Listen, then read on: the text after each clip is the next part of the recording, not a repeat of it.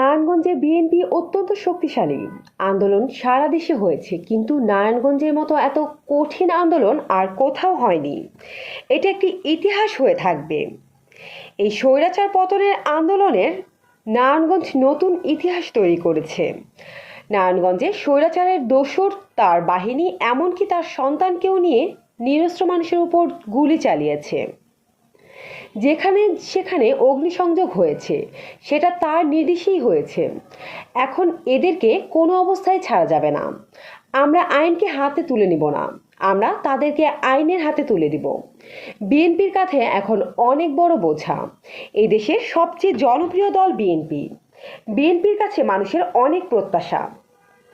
বুধবার 14 জুলাই দুপুরে সিদ্ধিরগঞ্জে আয়োজিত নারায়ণগঞ্জ জেলা বিএনপির এক অনুষ্ঠানে সভাপতির বক্তব্যে এই কথা বলেন নারায়ণগঞ্জ জেলা বিএনপির সভাপতি মোহাম্মদ গিয়াসউদ্দিন।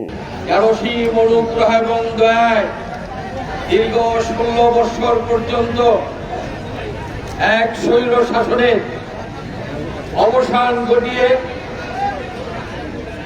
5 আগস্ট বাংলাদেশের ইতিহাসে নতুন এক অধ্যায় সৃষ্টি করে দিয়েছেন এবং 1971 সালের স্বাধীনতার পর দ্বিতীয়বার স্বৈরশাসক মুক্ত হওয়ার জন্য এক নতুন স্বাধীনতা এনে দিয়েছেন।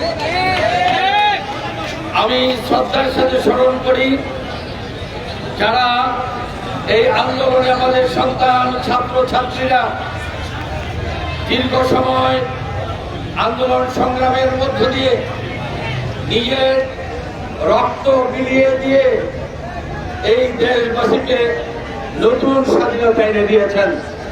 আমাদের বিএনপির ভারপ্রাপ্ত চেয়ারম্যান, এদেশের সবচেয়ে জনপ্রিয় নেতা, তিনি উপলব্ধি করেছিলেন এই ন্যায় ভিত্তিক আন্দোলনে বিএনপিকে অবশ্যই সমর্থন করে যেতে হবে।